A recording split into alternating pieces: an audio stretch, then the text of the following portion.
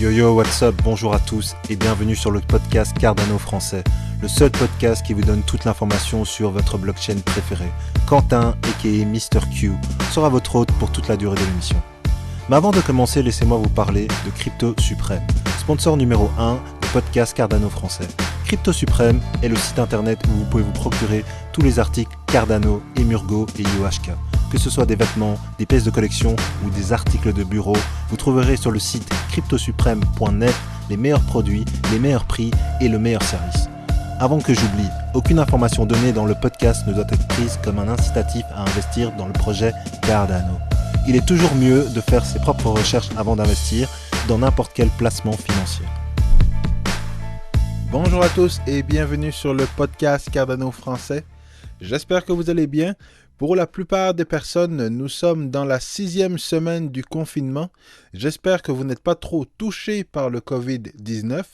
J'ai des amis qui ont perdu des proches et j'aimerais leur souhaiter toutes mes condoléances. Je pense beaucoup à vous.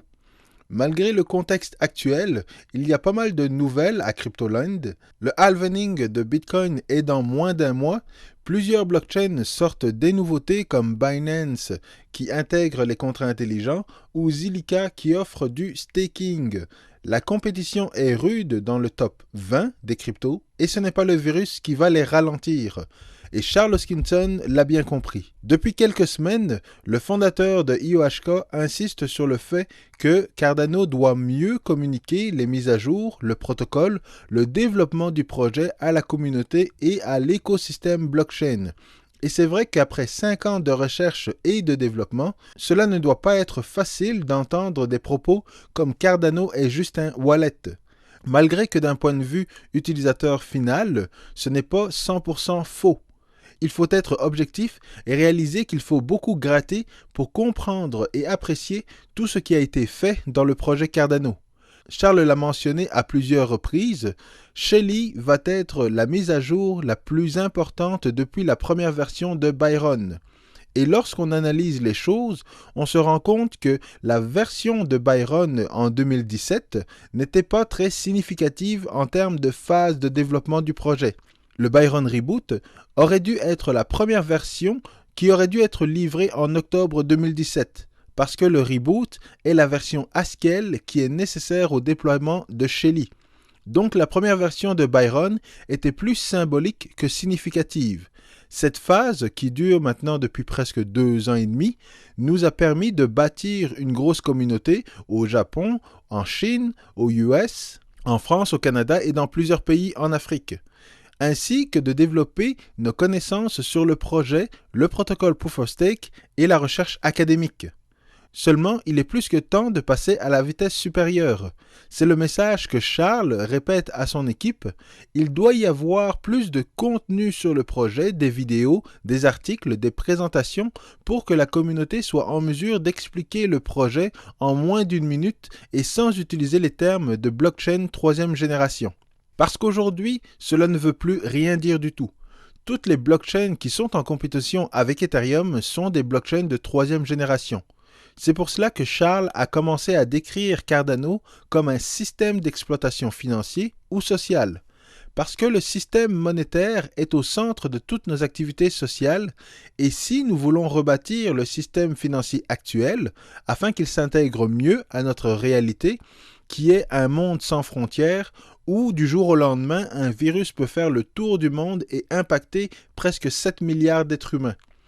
Le nouveau système financier doit également être sans frontières et accessible à tous. Mais avant cela, Cardano a grand besoin d'un rebranding et d'un bon coup de pub marketing. Et c'est difficile de savoir quand commencer à faire de la publicité pour une blockchain comme Cardano. Il faut être en mesure de gérer l'avancement du projet, qui est la fondation pour développer des applications blockchain. Il faut également gérer le marché de la crypto pour rester compétitif dans le top 20. Et il faut gérer également la communauté qui s'impatiente tous les jours. Mais la sortie de Shelly est selon moi le meilleur moment pour mettre l'emphase sur le marketing, pour que Cardano soit sous les projecteurs et que les gens comprennent toute l'importance de ce qui a été fait jusqu'à maintenant et ce qui va être accompli d'ici la fin de l'année et dans les 5 prochaines années. Charles nous a fait un whiteboard dans lequel il explique les différentes étapes nécessaires pour Shelly. Actuellement, Cardano est essentiellement géré par 3 entités, IOHK, Emurgo et la Fondation Cardano. Ce sont ces entités qui contrôlent la blockchain et génèrent de nouveaux blocs. Donc, lorsque vous faites une transaction sur Binance, la transaction est ajoutée dans un bloc qui a été créé par une de ces 3 entités. Par la suite, lorsque vous ouvrez Daedalus, vous vous synchronisez avec l'historique de la blockchain et vous validez l'historique des transactions. Si on se compare à la blockchain Bitcoin, lorsque vous avez un ASIC, vous êtes un mineur et vous pouvez générer des blocs et être récompensé en Bitcoin. Mais vous pouvez également participer à la sécurité du réseau en ayant un nœud sur le réseau Bitcoin qui ne fait que valider les transactions et partager le nouveau bloc aux autres acteurs sur le réseau. Shelly va transformer le protocole centralisé et statique pour en faire un protocole dynamique et décentralisé. Le Shelly Testnet est la preuve que le protocole fonctionne et que la logique est bonne. Ce qui est important à souligner, c'est que la version du testnet n'est pas l'implémentation complète, ce qui veut dire que toutes les règles du protocole n'ont pas été intégrées. La stratégie d'IOHK pour le Shelly Testnet était similaire à ce qui a été fait avec la première version de Byron. IOHK voulait tester l'intérêt de la communauté à participer au protocole et la communauté a répondu à l'appel. Plusieurs personnes ont passé des heures à configurer leur stake pool. Plusieurs autres personnes ont délégué leur EDA à ces stake pools. Il y a eu plus de 1000 stake pools en moins de 3 mois, dont un petit peu moins de la moitié sont encore actifs aujourd'hui. Le nombre d'EDA stakés sur le mainnet devait être de loin supérieur à ce qui a été délégué sur le testnet, parce que tout le monde va vouloir participer, les investisseurs, les stake pools, les gros exchanges, les petits exchanges, les développeurs de wallet et les compagnies d'investissement.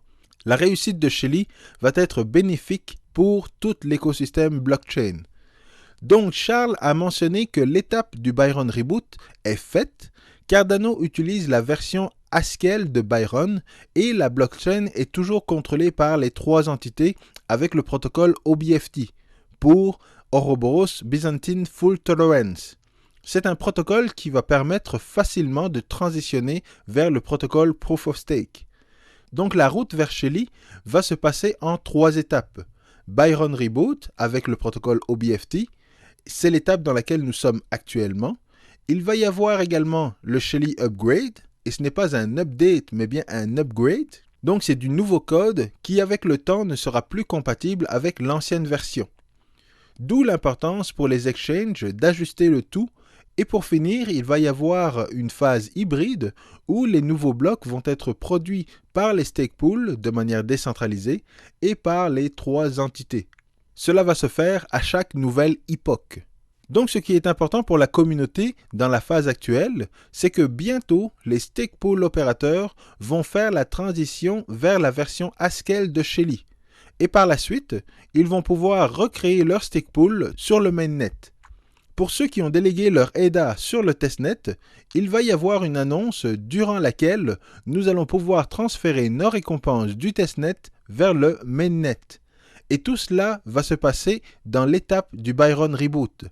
Attention, il va probablement falloir faire une rotation de votre wallet. Ce que ça veut dire, c'est que vous allez devoir créer un nouveau wallet avec une nouvelle adresse cryptographique et vous allez devoir récupérer vos EDA de l'ancien au nouveau wallet. Donc il va être très important de suivre les annonces sur les réseaux sociaux de Cardano, comme le groupe Telegram Cardano France et Cardano Québec. Si vous avez des questions, nous serons là pour y répondre. Donc après le transfert des stake pools et des récompenses, ce sera officiellement la sortie de Shelly. Et ce sera le tour des exchanges et des différents wallets de faire la mise à niveau. Et c'est certain qu'ils vont être très attentifs parce que tous les exchanges veulent staker vos EDA. Ils veulent créer leur stake pool, vous offrir des services de staking pour que vous puissiez déléguer vos EDA dans leur stake pool.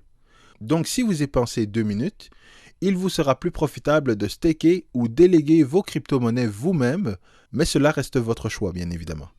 Et cette deuxième étape va se terminer par un hard fork pour mettre fin à la phase de Byron.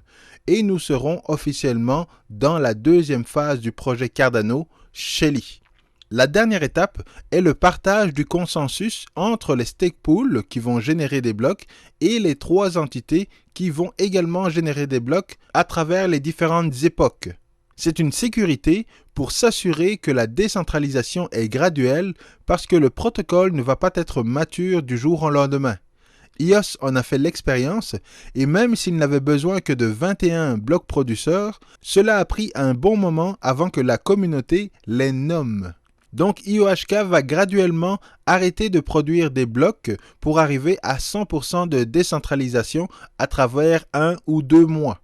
Mais quel va être l'impact de Shelly ? Nous avons beaucoup parlé du pledge avec Malik et Régis, et combien de temps allons-nous encore attendre avant Goguen ? Parce que le train ne s'arrête pas là.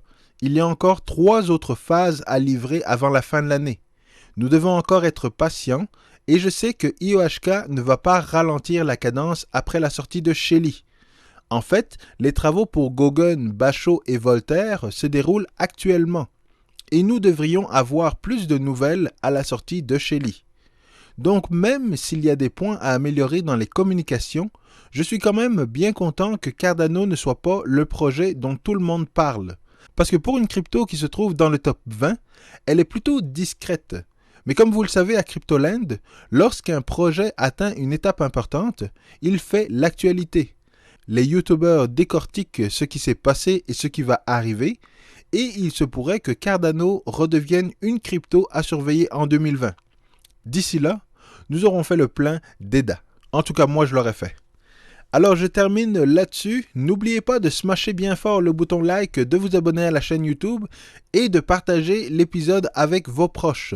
Je vous retrouve la semaine prochaine pour un nouveau podcast et d'ici là, soyez prudents et je vous dis à très vite.